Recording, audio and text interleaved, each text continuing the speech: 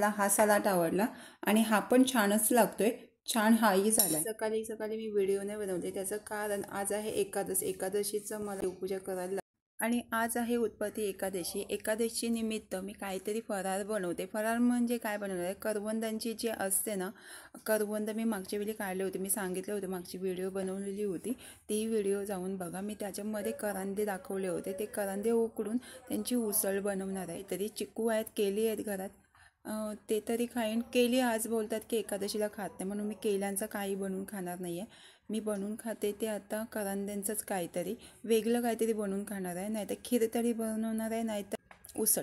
Hi guys, कसे आहेत, बरे आहेत ना? आणि बरे असायला पाहिजे आणि हेल्दी असायला पाहिजे आणि खाते पितेही असायला पाहिजे। आणि आज आहे एकादश, एकादशीनिमित्त मी काहीतरी बनवते खाण्यासाठी। हे तांदूळ जे सुकवलेले त्या दिवशी तांदूळ घेतलेले होते ना मी, याचे कणी, ते आता गिरणीला लावून घेते। खाली मी सर्व लावून घेतलेलं आहे, ते लावायला लागते साचे।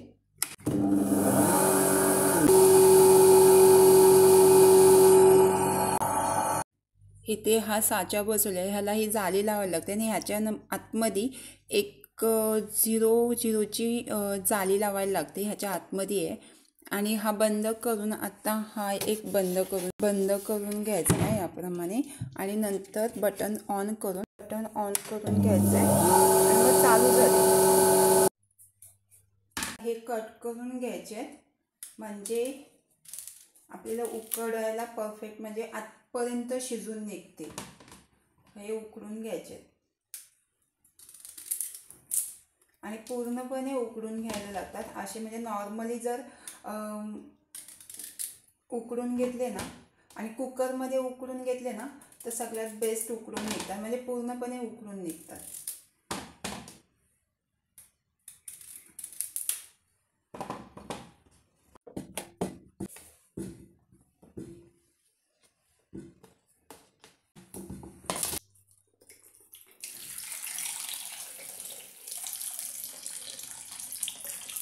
हे पूर्णपणे डीप व्हायला पाहिजे पाण्यामध्ये, इथपर्यंत पाणी भरून घ्यायचं, मग शिजायला ना परफेक्टली शिजतात, म्हणजे कच्चे वगैरे राहत नाही।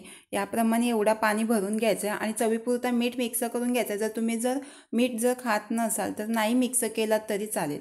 मी चवीपुरता मीठ मिक्स करून घेते आणि उपास असल्यामुळे कोणी उपासाला मीठही खात नाही, त्यामुळे मी सांगितलं उपास असेल तर, खात असाल तर मीठ मिक्स करून घ्या, आणि नसेल जर खात तर नाही मिक्स केला तरी चालेल।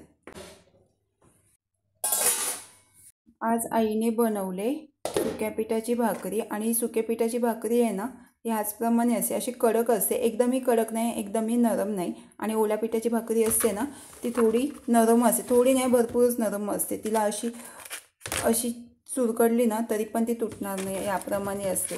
आणि ही अख्खी भाकरी होती, मी तिला तोडून याप्रमाणे टाकले कारण की याच्यामध्ये बसत नव्हती, एवढी मोठी भाकरी होती।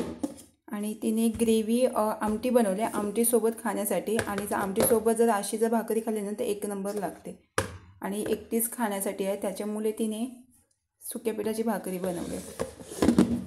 इकडे माझी तयारी चालू आहे, करांदे उकडते उपवासासाठी, काहीतरी फराळ बनवण्यासाठी।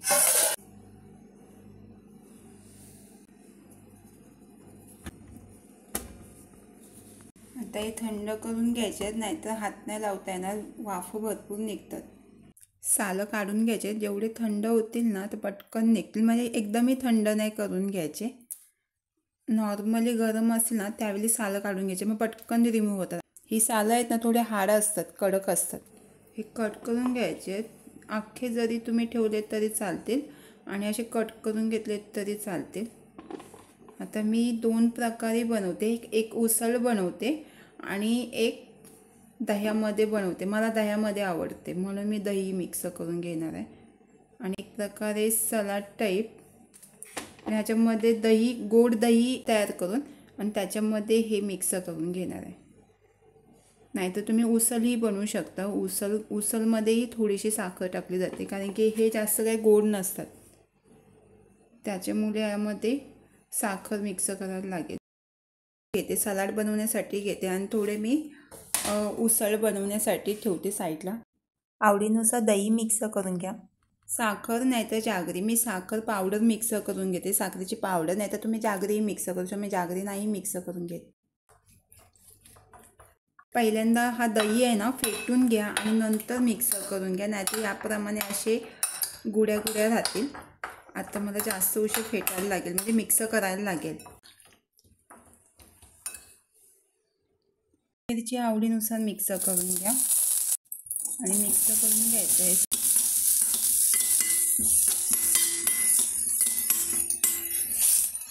आणि ना मी हे कांदे छोटे छोटे बारीक करून घेतलेत.